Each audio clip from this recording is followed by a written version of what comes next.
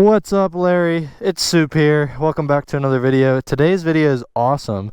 My buddy came out riding with me and he just got a brand new 2024 YZ250X, and I'm just gonna give it a ride on this trail that we just made, and I'm gonna give you kind of my first impression. Before we get into the video though, if you do like this content, be sure to leave it a like and drop a comment below and let me know if you have any questions about this bike or any other comments that you'd like to leave.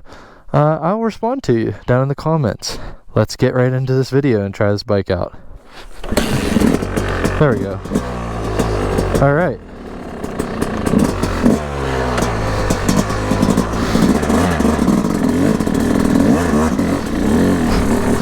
Right off the bat, this thing has such a low idle, which is awesome. It doesn't even want to bog. So much better than the 250, the 254 stroke motocross bike. Definitely not designed for woods, so where this is like perfectly designed for woods. But let's just do a couple laps. I'm just gonna ride it and kind of see what I can pick up on. Alright, so looking at the stats for the 2024 YZ250X, it's a 249cc liquid-cooled two-stroke engine, reed valve inducted. The fuel capacity is 1.8 gallons. The suspension all around is KYB. It's going to have KYB forks and fully adjustable 11.8 inches of travel, and in the rear the single shock by KYB is fully adjustable at 12.4 inches of travel. The front brakes are going to be 270 millimeters. The rear brake disc is 240 millimeters. It comes all around front and rear with Dunlop Geomax MX33 tires. Its wet weight is 229 pounds, which is actually 2 pounds heavier than the MX model of the YZ250, which runs a wet weight of 227 pounds. So right off the Yamaha website I'm pulling this from, it says the YZ250X is optimized for the unique demands of hare scrambles and GNCC racing.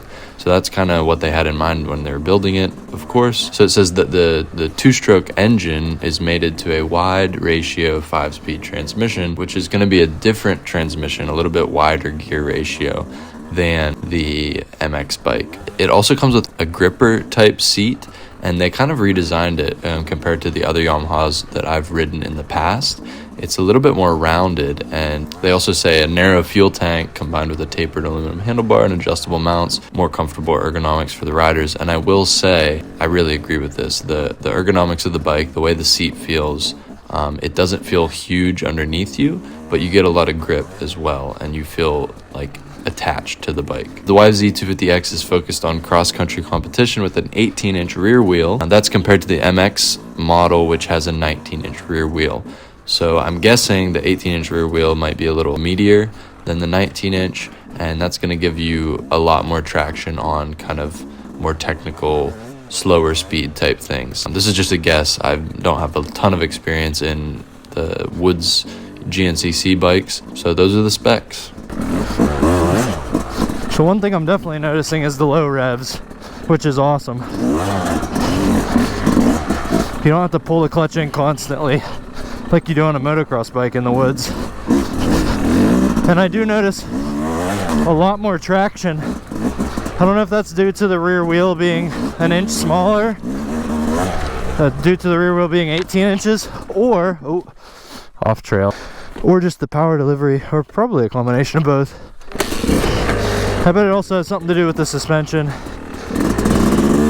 But so far, I mean, this thing is awesome in the woods. Like, obviously that's what it was designed for, but it's just eating up this trail where I was like skating all over the place on my 254 stroke motocross bike. But yeah, man, it really does good.